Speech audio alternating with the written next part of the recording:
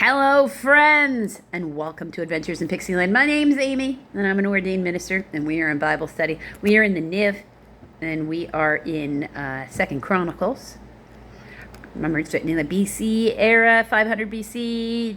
They think by Ezra, but they're not sure. Contemporary with Ezra. They're in exile. This is how they're keeping the culture alive. It's written by priests who are trying to get the people to remember their story while they're away from the temple and everything else that they have that reinforces the cultural identity. Okay? Israel rebels against Rehoboam. Chapter 10, verse 1. Rehoboam went to Shechem, for all the Israelites had gone there to make him king. When Jeroboam, son of Nebat, heard this, he was in Egypt, where he had fled from King Solomon. He returned from Egypt. So they sent for Jeroboam, and he and all of Israel went to Rehoboam and said to him, "Your father put a heavy yoke on us, but now lighten the harsh labor and the heavy yoke he put on us, and we will serve you." Because, his father built 2 palaces and the temple. So lots of conscripted workforce. And that's really basically what it is. We don't need to be in conscripted workforce anymore. Take it away. Rehoboam answered, "Come back to me in 3 days." So the people went away. Then King Rehoboam consulted with the elders who had served his father Solomon during his lifetime. "How would you advise me to answer these people?" he asked. They replied, "If you will be kind to these people and please them and give them a favorable answer, they will always be your servants." But Rehoboam rejected the advice of the elders gave him and consulted with the young men who had grown up with him and were serving him. He asked them, "What is your advice? How should I answer these people who say to me, 'Lighten the yoke your father put on us'?" The young men who had grown up with him replied, "Tell the people who have said to you, 'Your father put a heavy yoke on us, but make our yoke lighter.' Tell them, 'My little finger is as thick as my father's waist. My father laid on you a heavy yoke. I will make it even heavier. My father scourged you with whips. I will scourge you with scorpions." 3 days later, Jeroboam and all the people returned to Rehoboam as the king had said. "Come back to me in 3 days."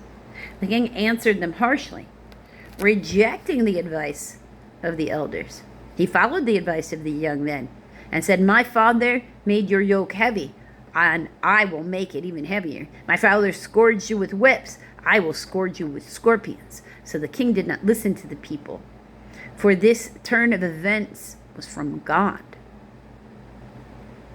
to fulfill the word of the Lord spoken to Jeroboam, son of Nebat, through Ahijah the Shilonite.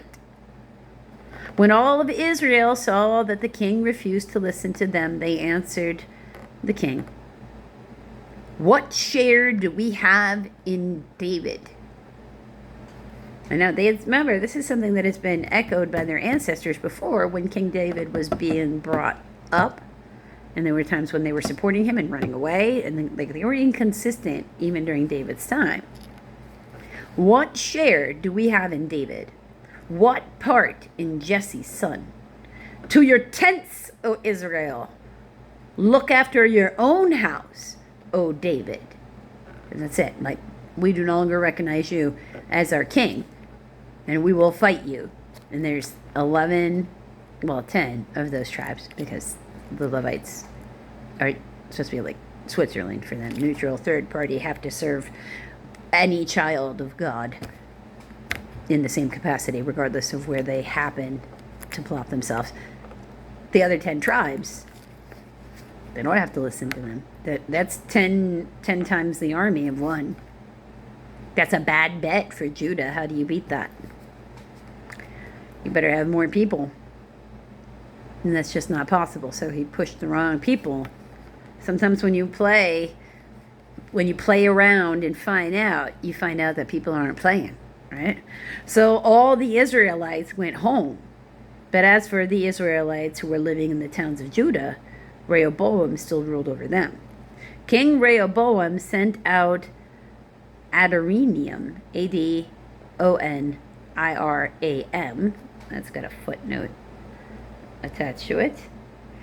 In Hebrew, it's Hadoram, Hada, like Hador, Hadoram. Hadoram, which is just a variant of how it is spelled here. Who was in charge of forced labor. So that would be slave labor, okay? But the Israelites stoned him to death. Because when they were done, they were done. King Rehoboam, however, managed to get into his chariot and escape to Jerusalem. So Israel has been in rebellion against the house of David to this day. It's a pretty fair statement, considering their government no longer works the same way they used to. Just makes a fair statement. If you want to find out the next part of this story of what Rehoboam is going to do, because chapter 11 is also about Rehoboam, you have to come back for the next video, friends.